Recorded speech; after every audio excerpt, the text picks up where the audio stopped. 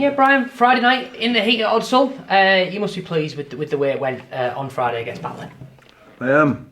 And when I went through the game, I was doubly pleased because of the amount of things we did to try and not win a game.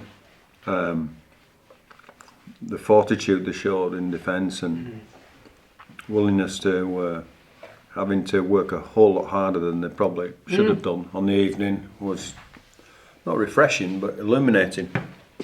And we pointed it out to them on Monday, and I think they understand. They've got the message that there's a whole lot easier way to win games, and that's not taking anything away from Batley. They were as robust and vigorous as they always are, and we had to fight really hard for the points. Yeah, I guess you must be pleased with that fortitude, because like you said, it was sort of 6 minutes before half time, scores are still level, Jacob, and the rest of them were causing problems really. You must have been pleased with how it ended up, given that it was looking a lot hairier sort of just before the end of the first half.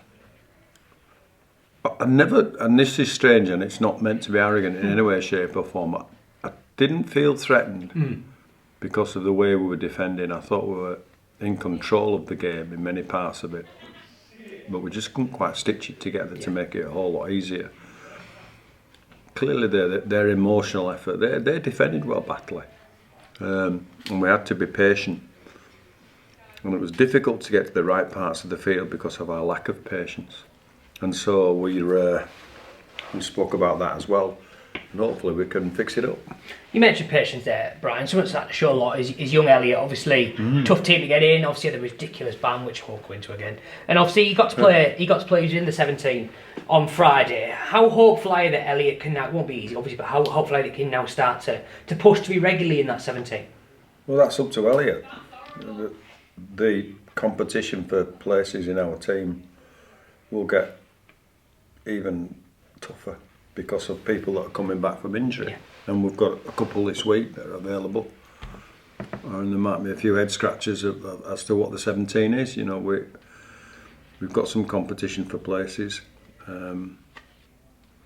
which is what we wanted at the start of the season. That had at the start of the season. That can bring energy and enthusiasm. But if you're not in the mix, you have to have an element of resolve and toughness, mental toughness, to understand that when you do get the opportunity, you have to take it with both hands. Someone that has been in the 17, done a really good job last couple of weeks, is Conrad. Obviously, what's his situation currently? I'm sure you'd love to have him for longer. What have Saints said, and where are Bulls at with Conrad sort of deal? Yeah, we're talking to Saints. Yeah. I'm hoping to keep Conrad. That's an ongoing process that'll be resolved clearly in the next 24 hours. Have you got a time frame on that, or just as long as you possibly could keep 24 him? Well, You said to how long you want to keep going, I mean. St Helens are saying that as well. He's a good player. I think he improved again on Friday for us. We'd like to keep him around the joint. He wants to stay, which is an important factor in these kind of things. So let's hope that goes the right way. Conrad's really combined well with Guy out on the left. Guy got a hat-trick, had two the week before. Really a lot of reliance maybe on people like Kieran. I don't feel like Bulls have had a massively prolific winger, maybe even since Ethan Ryan. How pleased are you that Guy is a great player in all facets, but someone out wide, like you used to obviously Leslie, who scored tries for fun out on the left, someone out wide that can just be a try scoring machine. He's got 5 in 2 games. He looks primed to just keep going at the moment. He's in red hot form. I hope so. That's why he's here. I think we all envisaged he would be the centre, you know, when we first brought him along. But we all knew that. I certainly knew that he'd played a lot of games for Toulouse on the wing. I think he's found his niche, if you like. I think he's enjoying it out there. I've still got to mention, in an era of no wingers at our club, I think Jaden Ockenberg's killing it, and I think George Tafua was before he got injured. So I think we've got some good options there. Desperately keen to get George back, but he's going to be a while still yet.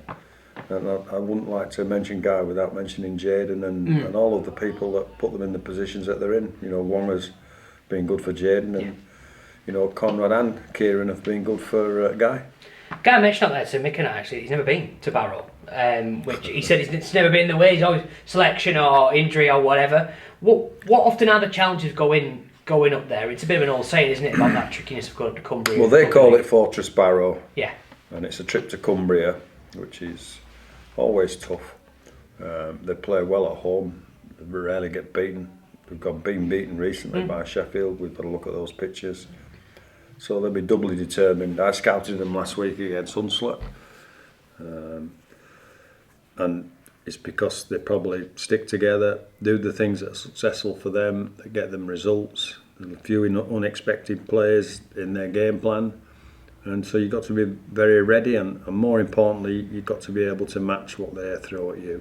You know, I'm talking about areas like desire and enthusiasm and little parts of the game where there are 50-50 challenges. You've got to beat them. They threw a lot at you, obviously, when they came to Odsal, Brian, and they got an away, which is not an easy thing to come by at Odsal for away teams. Can you guys take anything from that, or do you think a game at the end of June, you can't take instruction for one in March? Or can you? Absolutely you can take things. Yeah, if you go through the game, as I have again of that first one, it can be frustrating, and you've got to have the element of resolve to do your own thing, because you can be distracted. The weather conditions are completely different, so that leads us to believe that, you know, the weather conditions this week in the summer should be a whole lot better, which I think suits us. But yeah, they're a good team. You take them. If you don't respect what they have got going up there and what they are, then you can be embarrassed for sure. Just a quick final one, Brian. I know Jimmy had to sit out last week with a knock. How is he doing? How bad is that knock, or is it just purely a one-off thing? Jimmy's back in the mix, along with Luke Hooley. I think Nathan Mason's back in the mix. Is there another one that's back in the mix? Bailey and Kieran? Bailey and Kieran, yeah, they're back in the mix as well too. Great stuff. Thanks a lot, Brian. Brian, you mentioned you felt Bradford always were comfortable against Batley. When you look at that defence and the energy and that sort of positive application intent, how much of a plus point from that performance on Friday was that for you, especially when you look at some of the defensive frailties that were on show against York? Yeah, it's pleasing that they've paid attention to the pictures that we showed them, and the pictures that we probably weren't. You know, the first 6 or 7 games of the season we were a whole lot more vigorous in that area. Well, that's the vagaries of part-time football and not having people as long as you'd like them to. There's only so much you can focus on, and we've gone back to thinking that, well, and certainly my belief is that a good defensive team is it's harder to play good defence than it is to play a good attack. We've got enough offensive prowess within the team to score points ourselves, but we can't undervalue how much we should respect the defensive side of the game. And I think when you're in tough spots and things like that, you've got to be able to defend your line first and foremost, and then you've got to be able to cause problems with your defence secondly. And I don't think we were doing that constantly enough. We were glimpses of it, but not constantly enough. For you personally though, Brian, I think that's the second best defensive effort in the Championship. I think there were 6 points conceded against London. That must really please you. Yeah, we need to back that effort up though. You know, we can't just have a one-off on it and hope that that's the expectancy. It's not from the coaching staff. The expectancy is, and it should be from the players as well, that we can replicate that most places that we go to. With this review and reflection on that Batley game, Brian, has there been much focus on what people might interpret as sloppy, rusty execution in terms of the offensive side of things? Plenty of focus from me, absolutely, yeah. You don't have to be embarrassed about asking that question. You shouldn't be able. The game's hard enough. You know, it's a wonderful, wonderful spectacle sport. But when you keep throwing bits and bobs to some of the hungry dogs out there, gosh, it's harder. And so, yeah, we looked at them, and they're an intelligent group. I think they recognise too, and it's not one person. It's right across the team. It's right across the board of some of the, I won't say sloppy, but sometimes lack of concentration or a lack of realisation of how this game is. If you give yourself more and more defence to do, it becomes hard. The game against better teams, and again, that's not disrespecting Batley, but they were a bottom 4 team struggling themselves without a coach, and we've got aspirations at the top end. I know you said you weren't going to use it as mitigation, the fact that it was a new look spine with Tom Holmes, the halves, and then obviously Tyron up. But how easy is it in your mind, Brian, for the side to move away from, some of those self-inflicted areas? Obviously the defence was a real positive, but there was a bit of self-infliction. Well, it's easy. I mentioned it earlier. Sorry, it's not easy. If it was easy, we wouldn't be talking about it. But we're getting competition for places again, and so there's an element of pressure to perform. But there should be a desire within the group, and there is amongst the individuals, not to come up with those kind of lazy errors. And I call it lazy. I'm not calling the players lazy. I'm going, it's lazy mentally. It's a lack of concentration, or it's a lack of attention to detail, or if it's I could live with it if it was inflicted by the opposition. So if the pressure was so great, or it's a forced error, then I'm cool with that, because that's what our game's about. We want to create some of them, but it's difficult when it's not. Looks like the selection headaches are back for you and Lee Greenwood. Yeah. How are you approaching the team selection for this game against Barrow on Sunday, Brian? The same way we do with everyone. We look at who's playing well, what combinations are going okay, what we need to have against Barrow, because what we might need to have against Barrow might be different to the week after, whoever that opposition happens to be. We try to pick our strongest team wherever we can. Is there any particular players that you're putting emphasis on to make a step up this weekend? Or No, there was no lack of effort in our team last week, and there were some good performances as well. They get rewarded with a jumper, and then sometimes it's the coach's choice, and that's when it becomes tough for the people that are not in.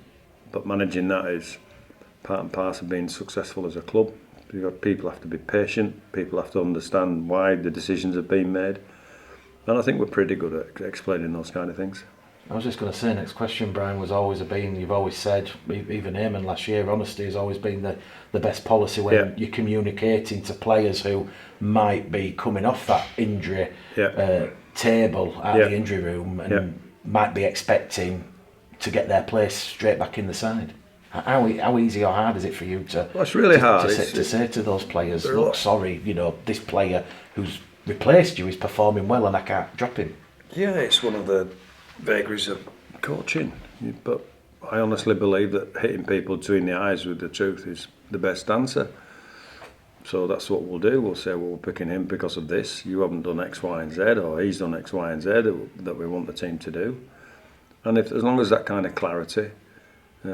When you're juggling people and you don't know who's going to be right to the last minute, then it becomes a bit harder, because you might make a late call.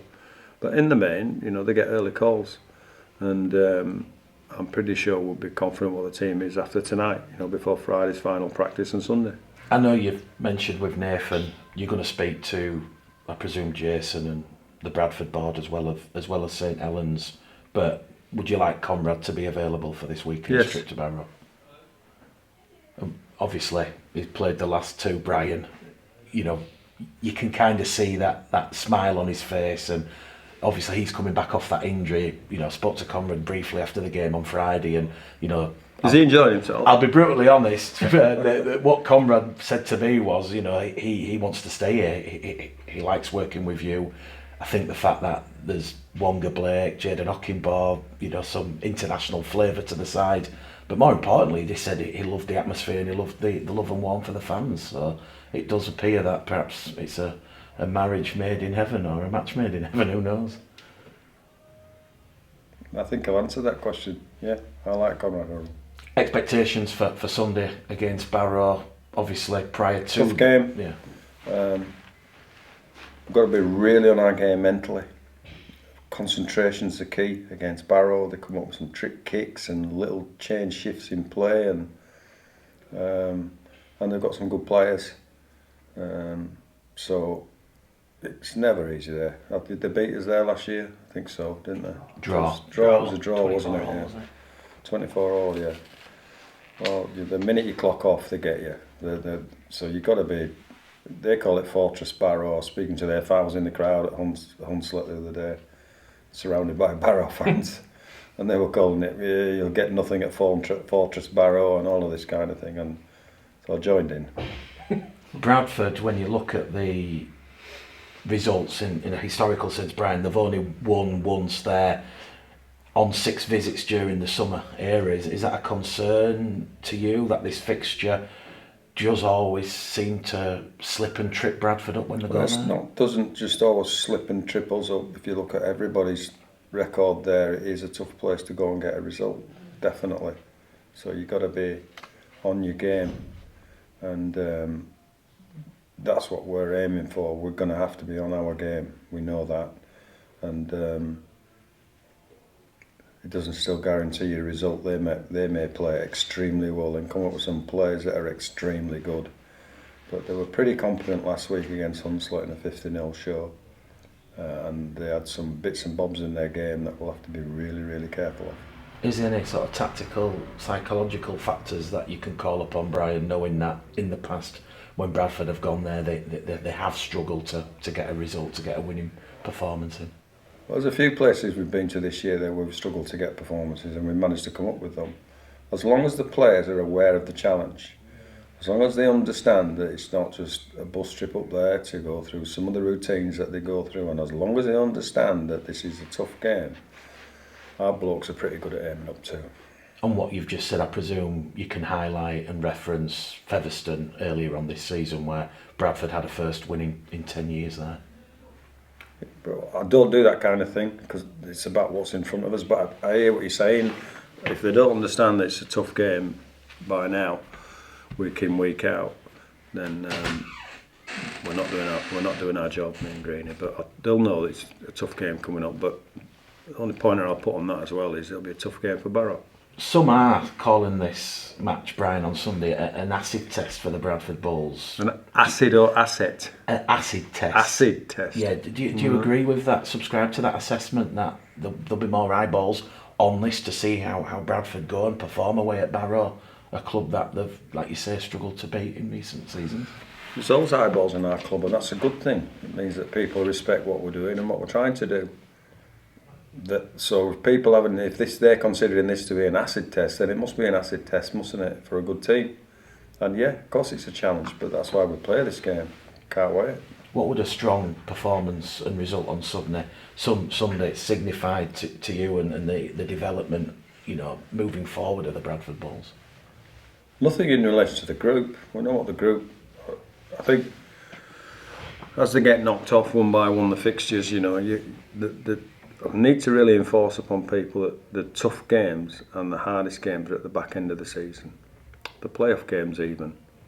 You've got to finish as high as you possibly can to give yourself the best chance. And that's still our aim. And will we have bits of stumbles on the way in the next 13 games? Probably. But I'd like to think we can, recognise, as long as the group recognise how tough it's going to be and they don't get beaten on the desired element of the game, then I think we'll be all right. Jordan Lilley will, if selected, Brian, he'll make his 70th. I know it's not a major milestone like 100th, but he will make his 70th consecutive appearance at Barrow on Sunday if selected. Going right back to early 2023. When you look at what Jordan's been through, that's quite an amazing achievement when you put in just how tough and how physical the championship competition is to be up to 70 not out, consecutive games. Just remind me what he's been through. When you look at what you know what I mean, Brian. You know what I mean. I certainly, if I was a rugby league player to get to 70, he's one tough, cute little cookie. We like Jordan Lilley. His enthusiasm's there for everybody to see. He plays with his heart on his sleeve. Last couple of years, I think he's played a whole lot smarter, and it's been better for him. He's had the challenge that 2 halves were brought in at the end of the season, so that probably put him on the outer. So what does he do? He plays his best football at 9, gets an opportunity at 7, and plays his best football at 7. So I'm nothing but admiration for him, and didn't lack admiration for him anyway. So Jordan Lilley is one of those players that every other week he's going to get in a man of the match because he stands out, because he just gives his all. If all the players of all the clubs gave as much as him, they probably have 70 on the bounce as well. He gets busted, can't put his body together on a Monday or a Tuesday, then rocks up on a weekend. So I can't give him enough accolades. But he goes by the same rules as everybody else. He chooses to challenge people that challenge him with a challenge for himself to play better than he did before. And that can only be a good thing and an example to all young players coming up and all the old players that are in the team and want to stay in the team. I think that's what I was kind of getting at, Brian. Yeah. In the past, Jordan's might not have been at 100%. And it's the same for players up and down the country at other clubs. But I was thinking about the adversity you said about what he's been through. I said, well, he hasn't missed for 70 games, so he's doing something right. No, it's the old adage, you might not be 100% pain-killing injection, you're busting your body further, but... People that want to play. I could probably name 2 or 3 others in our team that aim up when they shouldn't really aim up, but they love the game so much and want to be part and parcel of what we're about. They're the ones that you love coaching, because you can kind of take away all the question marks in your head about are they this and are they that. You know what they are. And I wasn't meant to be rude when I said what adversity has he been through. I'm not that kind of person, but I do think that if you approach the game like Jordan does and challenge yourself like Jordan does, you're a chance of being a success.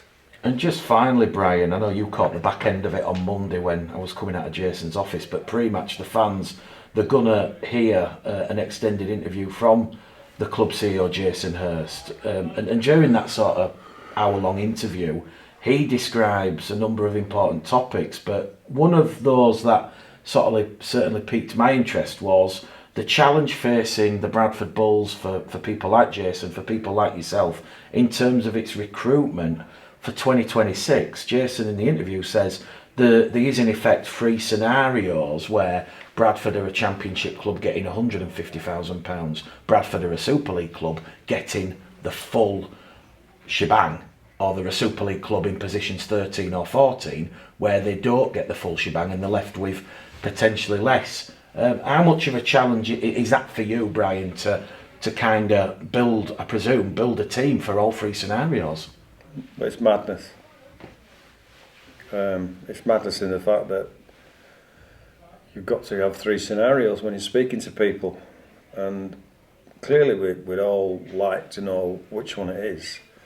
And that's why I say it's chaotic a little bit, And you know what else? You don't know till October. So they're not going to tell us till October. Oh, dear me. So, of course it's frustrating. So we focus on what we can focus as a playing group. We have conversations with people we might like to bring in and we might not like to. We have fun conversations with agents. You build 3 scenarios. Whilst it's a lexicon of information, and a lexicon of different variances in everything that we do, you just got to do your best. So it is what it is. Life can be chaos, can't it? You just got to make the most of it. And honestly, the opportunity for our club is what we're looking at. And I think if we can do our best on the field, and there's no guarantees there, if we take our opportunity, who knows? But I think we'd all love to be in a situation where we're in the top division for sure. And I'm kind of guessing throughout your coaching career, Brian, you've never really been in a position as surreal like this, not knowing whether you're going to get 150 grand and remain part-time, or you're going to get 1.3, 1.4 and be a full-time team in the Super League.